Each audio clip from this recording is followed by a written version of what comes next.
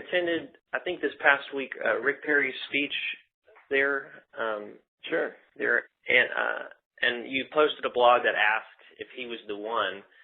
What do you think about Perry's DREAM Act that he signed into law in 2001?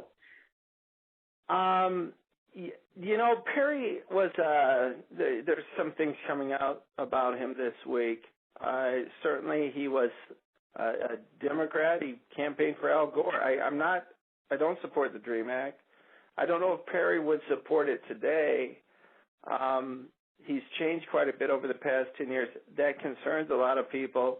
I look at his record currently, and, obviously Texas is the only state that's been quite prosperous in the past, decade anyway, with creating 750,000 jobs in the past 10 years. It's the only state that's, done anything like that. And in the past 2 years, it actually created something like 90,000, I think it was, where most of the other states hadn't, even created just much less than that. So he's done a great job with the economy there. One other thing about Rick Perry too. I love the fact that if he would run against Obama always blames Bush for his problems, but Rick Perry followed Bush too. And you never hear that coming out of Rick Perry's mouth. In fact, what he did with the economy was make it better. So that would just be great to see him throw that in Obama's face. Yeah, that's a good point. If you could combine any of the two potential candidates on the GOP side out there into one dream GOP candidate, which two would you pick? Oh, I love that. You know who I loved?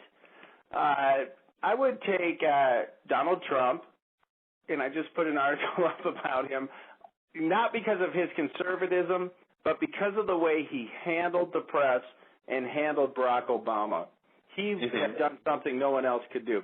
So I'd take that side of him, and I'd put it with the most conservative candidate I could find, which would probably be, I might put him with a Bachmann or even a Rick Santorum. I think Rick Santorum's pretty conservative, but I think some of his positions will turn off the general public. At least the media will smear him anyway. But I think that would be an ideal candidate there. A Herman Cain even. I think I know the answer to this next question, but what do you think of Mitt Romney?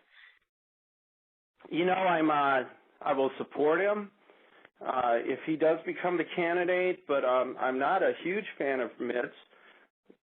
Just to be honest with you, I think I have problems with the fact that, he had the Romney care, which has been a central issue the past couple of years on the conservative side. So I actually would be surprised if he won the primary. He also has problems with that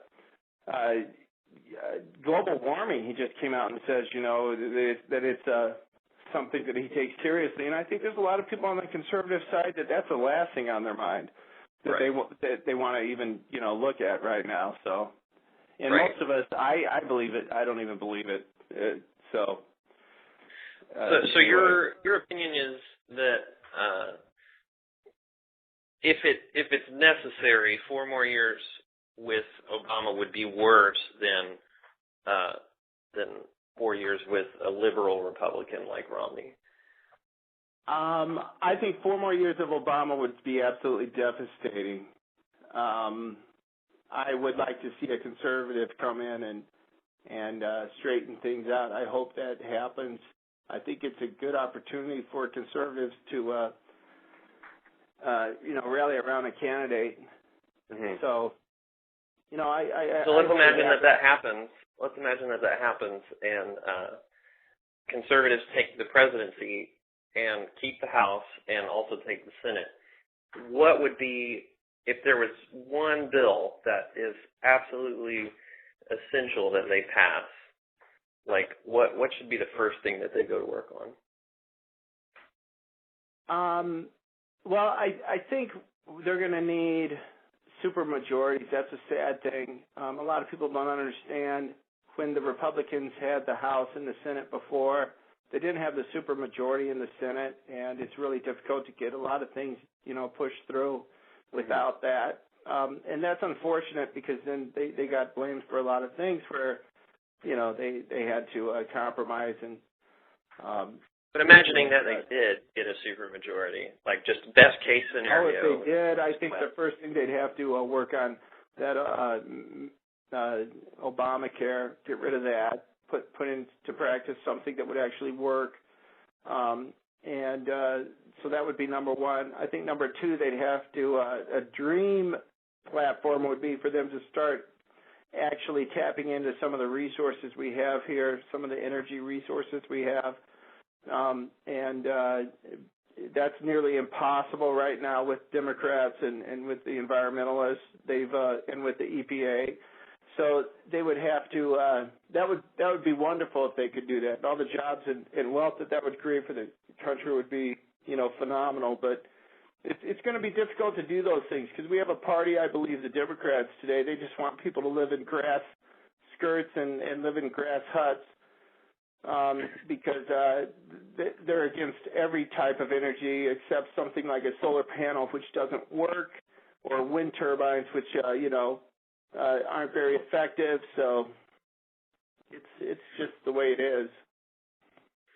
Okay, well let me finish with some sort of Chris Wallace style rapid fire questions to finish this out here. Everybody has a hero. Who's yours? Ronald Reagan. If you could go back in time and blog any historical event, what would it be? The Clinton scandal. The what? The Clinton Monica Lewinsky scandal. Yeah. That would be just so much fun. Who's your favorite? You just answered it, but who's your favorite president of all time? Reagan or Lincoln. Okay. Who's your favorite liberal? Oh, my favorite liberal. That would have to be Dick Morris because he's a conservative now. If you met Obama, this is the last question. If you met Obama in an elevator and had 30 seconds to talk to him one-on-one, what would you tell him? I would tell him that he's out of his mind to run for a second term. He's done enough destruction. He ought to be ashamed of himself, and he should just go back to Illinois or wherever he wants to live with Michelle and their kids because he has no business being president for another 4 years.